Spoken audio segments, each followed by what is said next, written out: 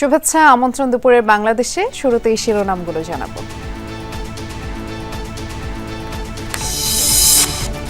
নারী প্রার্থী মনোনয়নে জুলাই সনদের প্রস্তাব মানেনি রাজনৈতিক দলগুলো। নির্বাচনে লড়বেন মাত্র ৬৫ জন। নেতৃত্ব গঠনের লড়াই বেশ কঠিন বলছেন বিশেষজ্ঞরা। এটা দুঃখজনক এবং এটা কোনোভাবে গ্রহণযোগ্য নয়। ভোটাররা রাজনৈতিক দলকে জিজ্ঞেস করা উচিত তারা কেন গিয়ে দূরে রাখত। অনেক নারী আছে যারা মাঠে থাকে, আন্দোলনে থাকে, কিন্তু ঠিক তাদের আমরা সংসদে ওই মুখগুলো আর পাই না। নির্বাচন কমিশনে আপিল শুনানি চলছে। প্রার্থিতা ফিরে পেলেন আরও ২৮ জন। আজই চূড়ান্ত হচ্ছে জামায়াত নেতৃত্বাধীন ১১ দলীয় জোটের প্রার্থী তালিকা। বিশ্বকাপের ট্রফি এখন ঢাকায়। সাথে এসেছেন ব্রাজিলের কিংবদন্তি ফুটবলার জিলবার্তো। নতুন প্রজন্মের হাত ধরে একদিন বিশ্বকাপে খেলবে বাংলাদেশ বললেন জামাল ভুঁইয়া।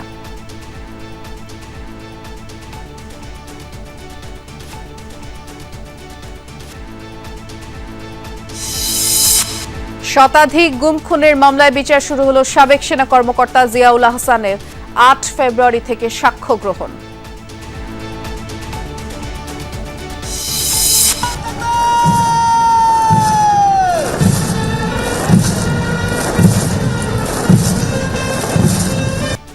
চট্টগ্রামের সাতকানিয়ায় বিজিবির কুচকাওয়াজে স্বরাষ্ট্র উপদেষ্টা বললেন, নির্বাচন শান্তিপূর্ণ করতে সারা দেশে মোতায়েন থাকবে বিজিবির ৩৭,০০০ সদস্য। সরকার বিরোধী বিক্ষোভ দমাতে ইরানের স্টারলিংক অচলের ঘটনায় বিশ্বজুড়ে তোলপাড়। খামেনি সরকারের পতন হলে ক্ষমতা নিতে প্রস্তুত বিরোধীরা, দাবি নির্বাসিত যুবরাজের।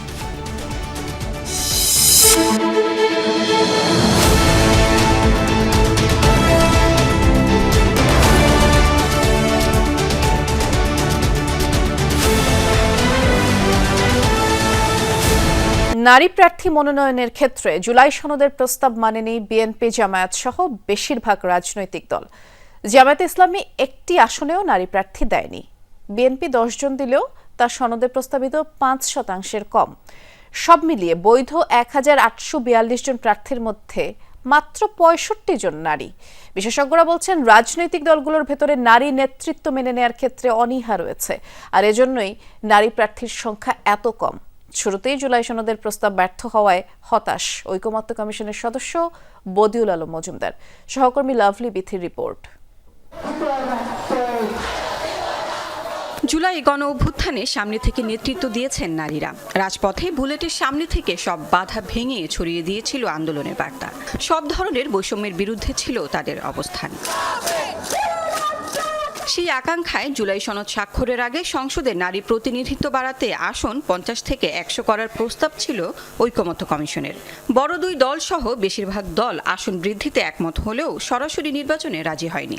শেষ পর্যন্ত বিএনপি প্রস্তাব করে ত্রয়োদশ সংসদ নির্বাচনে দলগুলো ৫% নারী প্রার্থী দিবে। এতে ইসলামপন্থী দলগুলোর অনীহা থাকলেও দ্বিমত রেখেই শেষ পর্যন্ত ঐকমত্য হয় দলগুলোয়।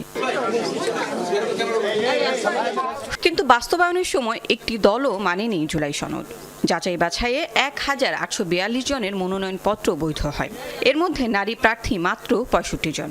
জামায়াতে ইসলামী একটি আসনেও নারী প্রার্থী দেয়নি। তাদের সমমনা সহ নিবন্ধিত ৩০টি দলের একই অবস্থা। আর বিএনপি ১০ জন নারী প্রার্থী দিলেও তাদের প্রস্তাবিত ৫% কম, ৩.৪%। এর বাইরে জাতীয় পার্টি ও বাসদ মার্ক্সবাদী ৯ জন করে প্রার্থী দিয়েছে। জুলাই অভ্যুত্থানের তরুণদের গড়া দল এনসিপি দিয়েছে ৩ জনকে। অন্য দলগুলোর মধ্যে সে সংখ্যা ১ থেকে ৬। প্রত্যেকটা দলই চেষ্টা করেছে যে আমরা দেখেছি নারীদেরকে মনোনয়ন দেওয়ার, কিন্তু শুধুমাত্র আমরা দেখেছি কয়েকটি দল তারা একজনও নারী প্রার্থী মনোনয়ন দেয় নাই। এইটা আমরা মনে করি যে এটা অবশ্যই খুবই দুঃখজনক। প্রশাসনের কাছে সহযোগিতা চাই, আমার শেরপুরের সর্বসাধারণের কাছে সহযোগিতা চাই, কারণ আমরা নারীরা যতই সামনে আসার চেষ্টা করি না কেন, সমাজ আমাদেরকে নানাভাবে বাধা দেয়। অফিস আদালত যেমন কাজ করে, আমরা সংসারে যেমন কাজ করি, তেমন রাজনীতির ক্ষেত্রে আমরা অনেকাংশে এগিয়ে যাব। দলগুলো নারী প্রার্থীর ক্ষেত্রে জুলাই সনদের প্রস্তাব আমলে না নেয় হতাশ ঐকমত্য কমিশনের সদস্য ও বিশেষজ্ঞরা। তাদের মতে বাংলাদেশের নির্বাচন নারী বান্ধব নয়। অতীতে বরং অনেক পুরোনো দিনে কিন্তু এর চাইতে বেশি নারী কে মনোনয়ন দেওয়া হয়েছে সংসদে। অনেক নারী আছে যারা মাঠে থাকে, আন্দোলনে থাকে, কিন্তু ঠিক তাদের আমরা সংসদে ওই মুখগুলো আর পাই না। নিরুৎসাহিত করে দেখা যায় পলিটিক্যাল পার্টিগুলো আমার দৃষ্টিতে, ঠিক যে জায়গাটা যে দল দুর্বল, যেখানে জিতে আসার সম্ভাবনা খুব কম, সেই জায়গাটা একটা নারীকে হয়তো মনোনয়ন দিয়ে দেয়। তো এটা দুঃখজনক এবং এটা কোনোভাবে গ্রহণযোগ্য নয়। ভোটাররা রাজনৈতিক দলকে জিজ্ঞেস করা উচিত তারা কেন গিয়ে দূরে রাখতো। এই প্রস্তাব ভিত্তিতে তারা যদি সিদ্ধান্ত নেয় তাহলে রাজনৈতিক দলগুলো তাদের অঙ্গীকার রক্ষা করতে তারা আরো যত্নবান হবে। প্রশ্ন উঠেছে, রাজনৈতিক সদিচ্ছা ছাড়া কি আদৌ এগোবে নারী নেতৃত্ব? লড়াইটা যে কঠিন সেটাই আবারও স্পষ্ট। লাভলি বিথি, যমুনা নিউজ, ঢাকা।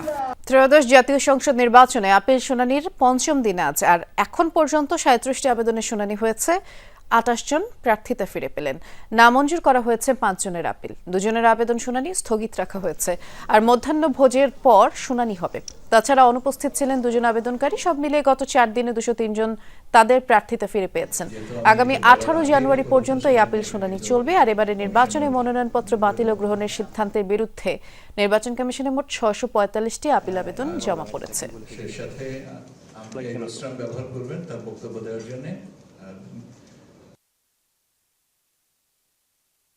আমাদের আজকে যে আপিল সেটা মঞ্জুর হয়েছে এবং আগামী দিনগুলোতে আমরা কমিশনের উপর সতর্ক দৃষ্টি রাখব। আমার স্বাক্ষরকে মৃত ব্যক্তির স্বাক্ষর হিসাবে 29 তারিখ দিয়ে এখানে রিপোর্ট পাঠাইছেন। অত্যন্ত দুঃখের বিষয় যে উনি একটা জেলা প্রশাসক, তিনি কেনই ভুলটা করলেন।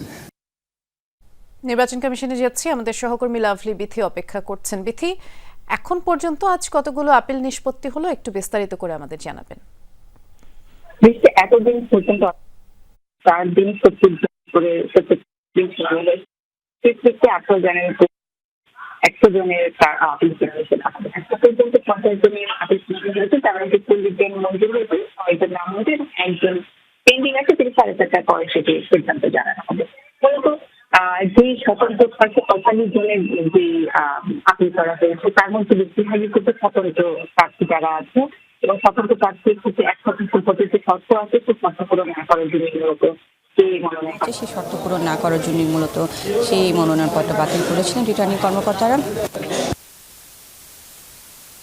কারো হয়তো 10 জনের ভোটারের কোনো সুখ পাওয়া যায় না। নির্বাচন কমিশনের জন্য মোট 1% উপর লটারি করা হবে, সেক্ষেত্রে 10 জন সেটা সিলেক্ট করা হবে র্যান্ডমলি। এরকম কারো কারো ক্ষেত্রে 10 জনের একজনকে পাওয়া যায়নি, কারো ক্ষেত্রে 5 জনের 7 জনকে পাওয়া যায়নি। তো যাদেরকে পাওয়া যায়নি হয়তো কোনো কারণ কর্মকর্তাদের ভুলে যান, যতজনকে পাওয়া যাবে তাদের নাম ভোটার কি 10 জন ভোটার 7 জন ভোটার এখানে উপস্থিত রয়েছে, কমিশন সেক্ষেত্রে মঞ্জুর করছেন। এছাড়া ঋণ খেলাপি থাকলে এরকম লিখিত ঋণ খেলাপি 29 তারিখ আপনার মনোনয়নপত্র জানাতে 30 দিন পর্যন্ত ঋণ খেলাপি তার মনোনয়নপত্রটি চাকরি শুরু পরে নামঞ্জুর করা হয়েছে। দেশের নাগরিকত্বের ক্ষেত্রে গত কয়েকদিন ধরে আমরা দেখতে ছিলাম, আজকে এখনো পর্যন্ত নাগরিকত্বের কোনো সেটি আমরা দেখি।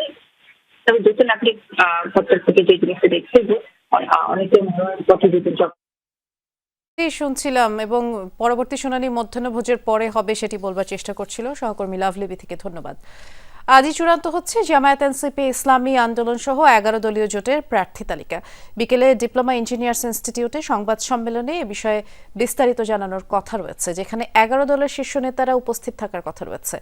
এদিকে জোটে থাকা না থাকা নিয়ে ইসলামী আন্দোলন বাংলাদেশের মজলিসে শুরার বৈঠক হবে, আর সেখানেই সিদ্ধান্ত নেওয়া হবে বলে জানিয়েছেন দলটির মহাসচিব অধ্যক্ষ মাওলানা ইউনুস আহমদ। আসন সমঝোতার আলোচনায় থাকা ইসলামী আন্দোলন শুরু থেকে শতাধিক আসনে নির্বাচন করতে চেয়েছিল, তবে আলোচনার ভিত্তিতে ধাপে ধাপে আসনের চাহিদা কমিয়েছে দলটি। গত সোমবার জামায়াতের সাথে বৈঠক করে ইসলামী আন্দোলন।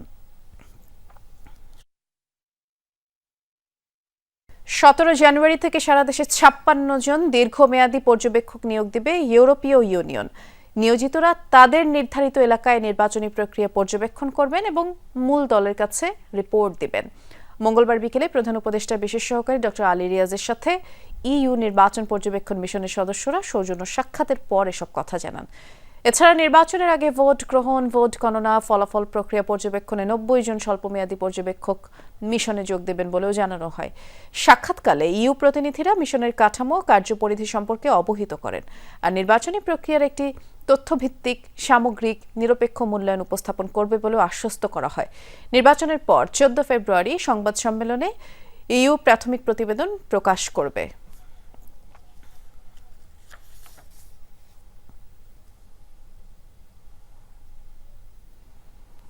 নির্বাচন শান্তিপূর্ণ উৎসবমুখরভাবে অনুষ্ঠানের লক্ষ্যে সর্বাত্মক প্রস্তুতি রয়েছে বিজিবির। দেশের 61 জেলায় বাহিনীর 37,000 সদস্য মোতায়েন থাকবে বলে জানিয়েছেন স্বরাষ্ট্র উপদেষ্টা জাহাঙ্গীর আলম চৌধুরী।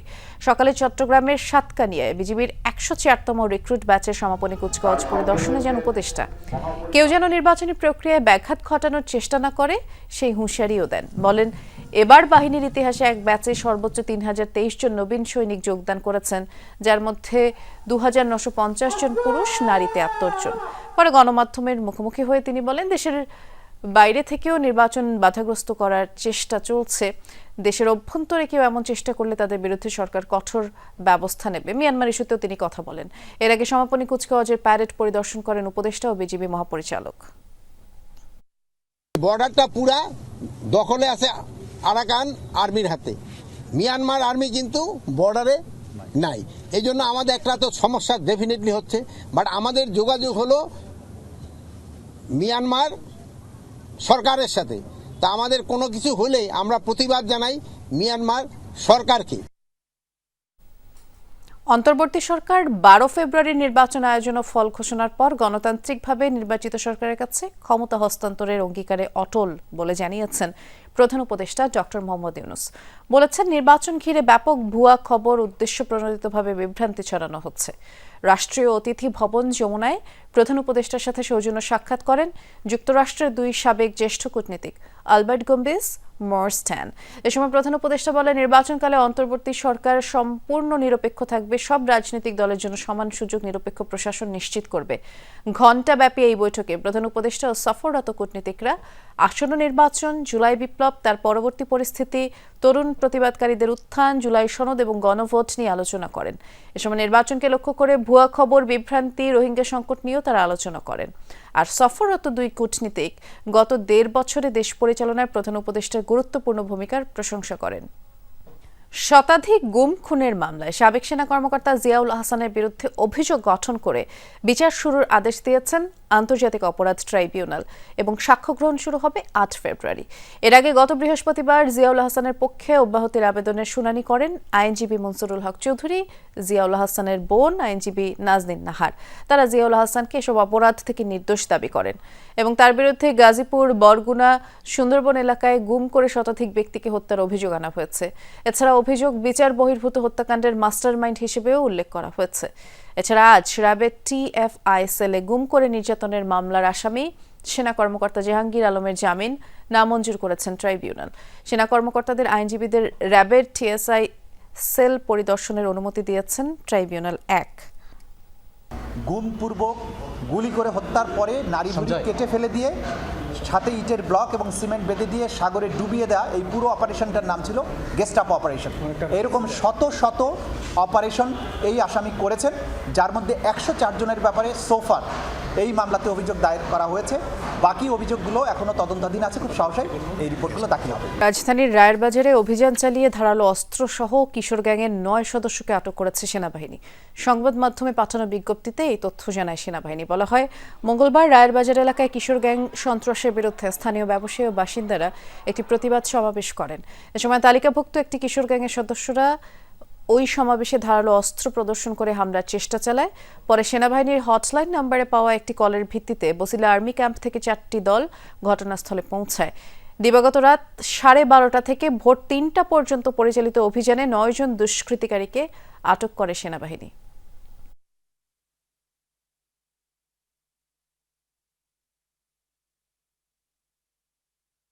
সাত কলেজে ঘোষিত কর্মসূচি অনুযায়ী রাজধানী টেকনিক্যাল মোড় অবরোধ করছে শিক্ষার্থীরা। আমরা এ বিষয়ে বিস্তারিত জানবো। আমাদের সহকর্মী রাব্বি সিদ্দিকী আছেন ঘটনাস্থলে, অপেক্ষা করছেন আমাদের জন্য। রাব্বি, এই আন্দোলনের বিষয়ে একটু আমাদেরকে বিস্তারিত জানাবেন। আমরা শুনলাম টেকনিক্যাল মোড় অবরোধ করে রেখেছেন শিক্ষার্থীরা। বিশ্ববিদ্যালয়ের দাবিতে তাদের এই আন্দোলন, তারা অনেক দিন ধরেই কিন্তু আন্দোলন করে আসছিল, সরকারকে বলছিল খুব দ্রুতই যেন সরকার তাদের দাবিটি মেনে নেয়। এর আগেও তারা বেশ কয়েকবার সড়ক অবরোধ করেছে, তাদের দাবির পক্ষে তারা বিভিন্ন ধরনের কর্মসূচি পালন করেছে। আজকে তারা একদম সবশেষ অবস্থায় এসে দাঁড়িয়েছে। তারা বলছে এই অন্তর্বর্তী সরকারকে অবশ্যই বিশ্ববিদ্যালয়ের যে অধ্যাদেশ, সেই অধ্যাদেশটি অবিলম্বে প্রজ্ঞাপন দিতে হবে এবং সেই দাবিতে তারা আজকে ঢাকার প্রায় 3টি পয়েন্টে তারা অবস্থান নিয়েছে। এখন আছি আমি গাবতলী, আপনি দেখতেই পাচ্ছেন এখানে শিক্ষার্থীরা গাবতলীর যে মোড়টি, টেকনিক্যাল যে মোড়, সেই মোড়ে তারা অবস্থান নিয়ে তারা বিক্ষোভ করছে। তারা এই অংশে তারা অবস্থান নিয়েছে এবং তারা বলছে যে সরকারের কাছ থেকে সুস্পষ্ট দিক নির্দেশনা এবং এই প্রজ্ঞাপন না আসা পর্যন্ত তারা কিন্তু তাদের যে আন্দোলন, সেই আন্দোলন কিন্তু তারা চালিয়ে যাবেন। দেখতেই পাচ্ছেন এই গাবতলীর যে মোড় খুবই গুরুত্বপূর্ণ অংশ, চারপাশে সড়ক অবরোধ, এখানেই তারা অবস্থান নিয়ে আছেন, বিক্ষোভ করছেন, স্লোগান দিচ্ছেন এবং চারপাশে কিন্তু গাড়ি কিন্তু এখানে আপনি জানেন যে যানজটের যে অবস্থা একটু দেখাতে চাই। শিক্ষার্থীদের এই কর্মসূচিতে চারপাশে কিন্তু দীর্ঘ যানজট তৈরি হয়েছে, মানুষের ভোগান্তিও তৈরি হয়েছে এবং শিক্ষার্থীদের এই কর্মসূচি যদিও পূর্ব ঘোষিত, তারা আগেই বলেছে সরকারকে তারা আজকে 11টার পর থেকে রাজধানীর 3টি পয়েন্টে, তাঁতিবাজার মোড়, সায়েন্স ল্যাবরেটরির মোড়, সেই সাথে টেকনিক্যাল মোড়ে তারা অবস্থান নেবেন এবং সেই দাবিটি কিন্তু তাদের দাবিটার কথা একটু শুনতে চাই। একটু বলবেন যে আপনারা আজকে এখানে কেন অবস্থান নিয়েছেন? আমরা এখানে সবাই অধ্যাদেশ জারির জন্য আমরা এখানে একত্রিত হয়েছি। আমরা আমাদের সুনির্দিষ্ট দাবি যেটা অধ্যাদেশ, সেটা আজও এখনো পাইনি, তাই আমরা এখানে সবাই সমবেত হয়েছি অধ্যাদেশের দাবিতে। কতক্ষণ থাকবেন? যতক্ষণ না আমাদের অধ্যাদেশ সরকার জারি করবে ততক্ষণ আমরা এখানে অপেক্ষা করব। বিলম্ব হচ্ছে কেন? মানে এটা তো অনেক পুরনো, আপনাদের পুরনো দাবি। সরকারের এখানে আমাদেরকে নিয়ে গড়িবসি এবং তালবাহানা চলতেছে।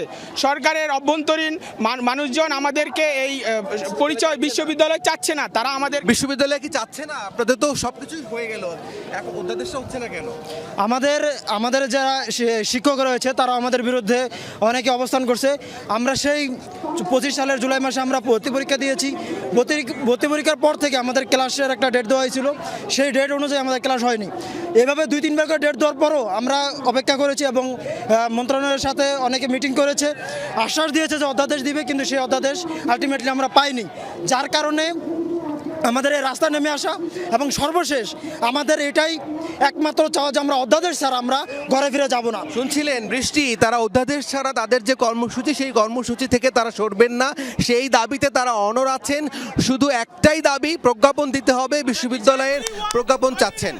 শুনছিলাম আমরা সেটি। অনেক ধন্যবাদ রাব্বি। অভিনব নানা উদ্যোগ নিয়ে প্রচারের আগে ভোটারদের দৃষ্টি আকর্ষণের চেষ্টা করছেন বিএনপির প্রার্থীরা। দেশ জুড়েই সেই তৎপরতা চলছে। এর মধ্যে ব্যতিক্রমে এক কাণ্ড ঘটালেন ঢাকা 18-র ধানের শীষের প্রার্থী এস.এম. জাহাঙ্গীর হোসেন। নির্বাচন ঘিরে তার বাসভবনে নেতাকর্মীদের বাড়তি উপস্থিতি তাই স্থানীয়দের খানিকটা ভোগান্তি বিবেচনায় নিয়েই দুঃখ প্রকাশ করে প্রতিবেশীর ঘরে ঘরে চিরকুট পৌঁছে দেন তিনি। অফিসিয়াল প্যাডে লেখা চিঠির সঙ্গে আলাদা করে সরি এবং ধন্যবাদ। জনপ্রতিনিধি হওয়ার দৌড়ে থাকা ঢাকা 18 আসনে বিএনপির প্রার্থী এস.এম. জাহাঙ্গীর হোসেন যেন ক্ষমাপত্রই পৌঁছে দিচ্ছেন প্রতিবেশীদের দ্বারে। নির্বাচন ঘিরে নেতাকর্মী সমর্থকদের বাড়তি উপস্থিতি যেন উত্তরার 9 নং সেক্টরের আবাসিক এলাকার স্থানীয়দের বিড়ম্বনার কারণ না হয়, সেই বিষয়ে সতর্ক ধানের শীষের এই প্রার্থী। সেই সঙ্গে নির্বাচিত হবার আগেই জনগণের কাছে নিজের জবাবদিহিতাও স্পষ্ট করছেন তিনি। শব্দ দূষণ হচ্ছে, চলাচলের সমস্যা হচ্ছে, পারিবারিকভাবে সমস্যা হচ্ছে। দেখা গেল যে তার বাচ্চারা যখন ঘুমানোর দরকার সেখানে ঘুমাইতে পারতেছে না। তো আমি যদি প্রার্থী না হতাম, আমার বাসা যদি এখানে না হতো, তাহলে তো তারা ভোগান্তিতে পড়তো না। এই দৃষ্টিভঙ্গি থেকে আমি তাকে সরি বলেছি। শুধু এখনই না, ইন ফিউচার আমি যদি আল্লাহ রাব্বুল আলামিন যদি আমাকে কবুল করে, আমি সবসময় এইভাবে চলার চেষ্টা করব। ঢাকা 18 সংসদীয় আসন, উত্তরা, উত্তরখান, দক্ষিণখান, খিলক্ষেত, তুরাগ থানা এই আসনের অন্তর্ভুক্ত। ঢাকার অন্যতম প্রবেশদ্বার এটি, যে পথ দিয়ে দেশের 27টি জেলার সঙ্গে ঢাকার যোগাযোগ। বিমানবন্দর, শিক্ষা প্রতিষ্ঠান কিংবা ব্যবসা বাণিজ্য বিবেচনায় এই আসনে ভোটারদের প্রত্যাশা আর আগ্রহও ব্যাপক। বিএনপির তৃণমূলের নেতাকর্মীরাও ঢাকায় দলীয় প্রার্থীকেই সংসদ সদস্য হিসেবে দেখতে চায়। এই আসন থেকে দেশনেত্রী এবং খালেদা জিয়া নির্বাচন করেছে। এই এলাকার জনসাধারণ সকলেই বিএনপির প্রতি আস্থাশীল। এখানে আসলে পাঁচমিশালী লোক আছে, শুধু যে ব্যবসায়ী তা না, সেবা দিতে পারবে এরকম প্রার্থী আমরা ঢাকার আসনে চাই। এটা তো একটা ভালো এরিয়া, এর পাশেই আমাদের দেশ নেতা তারেক রহমানের আসনের পাশেই আছেন। এই আসনে বিএনপি মনোনীত ধানের শীষের প্রার্থী জানান, অঞ্চলভিত্তিক সংকটের সমাধান আর ভবিষ্যৎ পরিকল্পনা নিয়ে দীর্ঘদিনের স্থানীয় রাজনীতির অভিজ্ঞতা কাজে লাগাতে চান তিনি। আমার 329টা মামলা, 2টা মামলা সাজা হয়েছে, একটা 7 বছর, একটা 2.5 বছর। তো সব মিলে এত কিছুর পরও আমি কিন্তু জনগণের পাশে থাকার চেষ্টা করেছি। সার্বক্ষণিক দলের নির্যাতিত কর্মীকে যদি আমরা এখানে নির্বাচিত করতে পারি, তাহলে আমরা সেই সেবাটা আমরা পাবো। আমরা যেই মানের সেবা চাই একজন নেতার কাছে, একজন কর্মীর কাছে, একজন নির্বাচিত প্রতিনিধি হিসাবে, তো স্বাভাবিক কারণেই মানুষের সেই আকাঙ্ক্ষা থেকে আমি তাদেরকে বঞ্চিত করব না। ঢাকা 18 আসনে বিএনপি মনোনীত প্রার্থীর বিপক্ষে লড়ছেন 11 দলীয় জোটের প্রার্থী এনসিপির আরিফুল ইসলাম আদিম। মাদক নির্মূলের জন্য সর্বোচ্চ কাজ করব। সাইফুদ্দিন রবিন, যমুনা নিউজ, ঢাকা। চুয়াডাঙ্গার জীবননগরে বিএনপি নেতা শামসুজ্জামান ডাবলুর জানাজা সম্পন্ন হয়েছে। বেলা 11টায় জীবননগর পৌর ঈদগাহ মাঠে জানাজা হয়। স্থানীয় বিএনপি অঙ্গ সংগঠনের নেতাকর্মীদের পাশাপাশি বিভিন্ন শ্রেণী পেশার মানুষ অংশ নেন। পরিবারের কয়েকজন সদস্য দেশের বাইরে থাকায় তারা ফিরলে রাতে পারিবারিক গোরস্থানে দাফন করা হবে।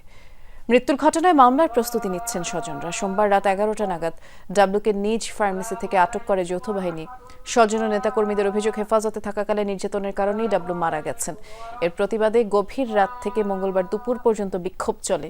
এই ঘটনাটিকে অনাকাঙ্ক্ষিত উল্লেখ করে আইএসপিআর জানায়, ক্যাম্প কমান্ডার অভিযানে অংশ নেয় সেনা সদস্যদের সেনানিবাসে প্রত্যাহার করা হয়েছে এবং গঠন করা হয়েছে উচ্চ পদস্থ তদন্ত কমিটি। প্রস্তাবিত ক্ষুদ্র ঋণ ব্যাংকের নিয়ন্ত্রণ পাচ্ছে বাংলাদেশ ব্যাংক। যেহেতু ব্যাংকিং কার্যক্রম, তাই কেন্দ্রীয় ব্যাংকের উপরেই আস্থা রাখতে চান অর্থ উপদেষ্টা ডক্টর সালেউদ্দিন আহমেদ। তবে ক্ষুদ্র ঋণ কার্যক্রম তদারককারী প্রতিষ্ঠান এমআরএ বলছে, ব্যাংক খাতের ঢালাও দুর্নীতি ঠেকাতে কতটা ভূমিকা রেখেছে নিয়ন্ত্রক এই সংস্থা। সংশ্লিষ্টরা বলছেন, ক্ষুদ্র ঋণ কার্যক্রম তদারকি করে এমআরএ, তাই এই প্রতিষ্ঠানের অধীনেই নতুন ব্যাংকের নিয়ন্ত্রণ থাকা উচিত। বিস্তারিত দেখব সহকর্মী রিমন রহমানের রিপোর্টে।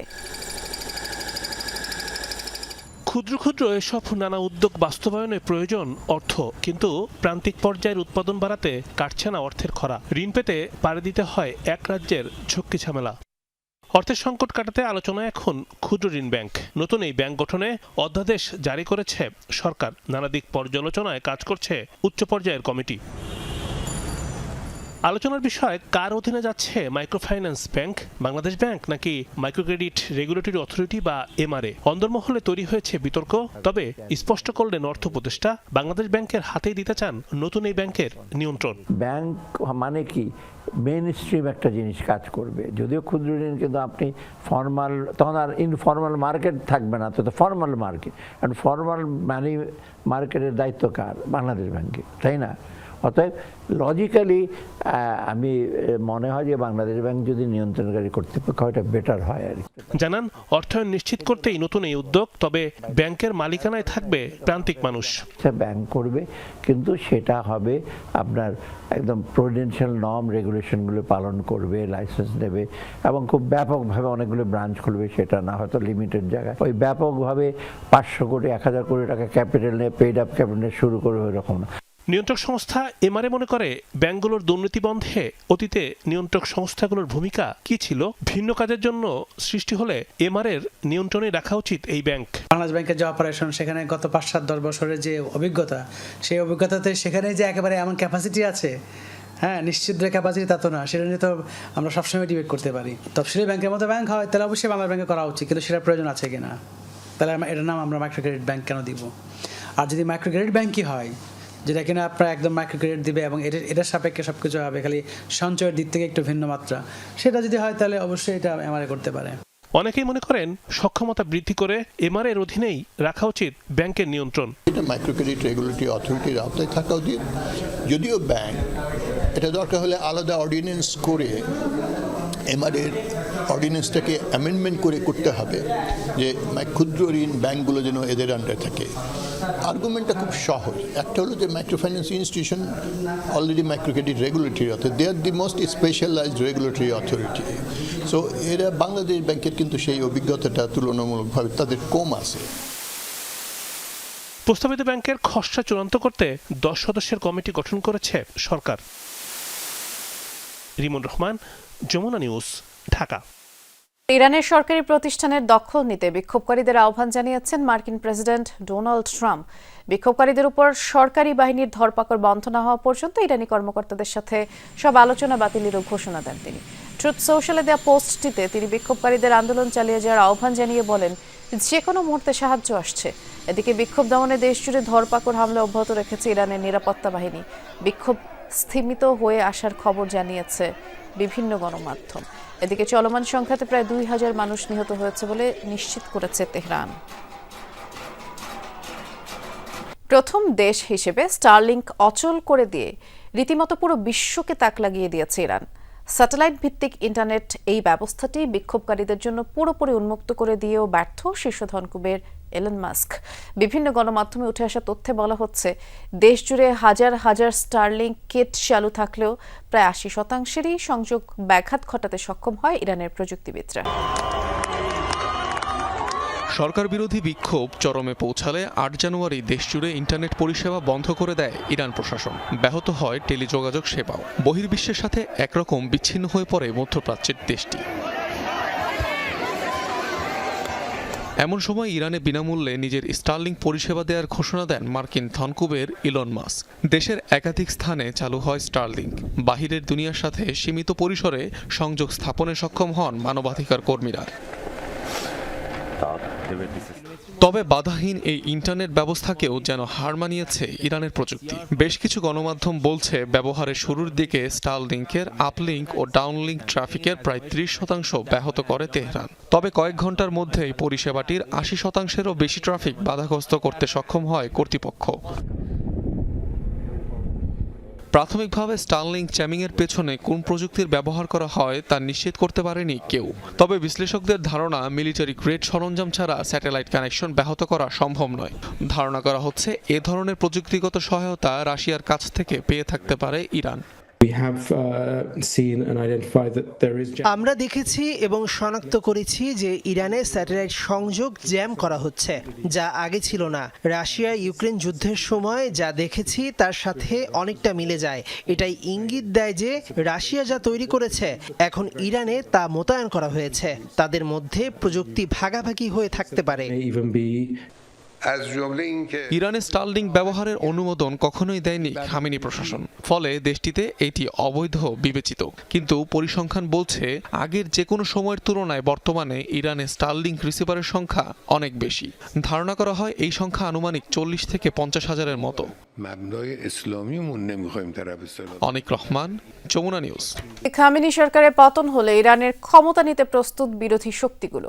মঙ্গলবার মার্কিন গণমাধ্যম ফক্স নিউজকে দেয়া এক সাক্ষাৎকারে কথা বলেছেন ইরানের নির্বাসিত যুবরাজ রেজা পাহলভি।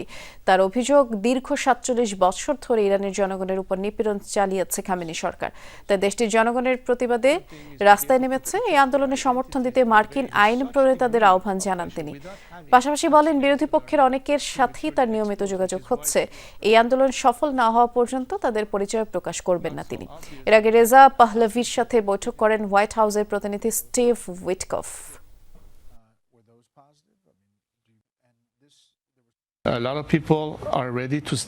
মানুষ বর্তমান শাসন ব্যবস্থার উপর পুরোপুরি বিরক্ত। তারা স্বৈরশাসকের পতন চায়, নিজেদের মুক্ত করতে চায়। মানুষের স্বাধীনতার এই দাবিকে মোকাবেলা করা হচ্ছে চরম নিষ্ঠুরতার মাধ্যমে। তবুও এই লড়াইয়ে অংশ নিতে অনেক মানুষই প্রস্তুত আছে। বিদেশি অনেক শক্তি রয়েছে যারা এই আন্দোলনে সহায়তা করতে চায়। তাই সবচেয়ে গুরুত্বপূর্ণ বিষয় হলো লড়াই শেষ না হওয়া পর্যন্ত তাদের পরিচয় সুরক্ষিত রাখা। এতে এসব সহায়ক শক্তি ঝুঁকিতে পড়তে পারে।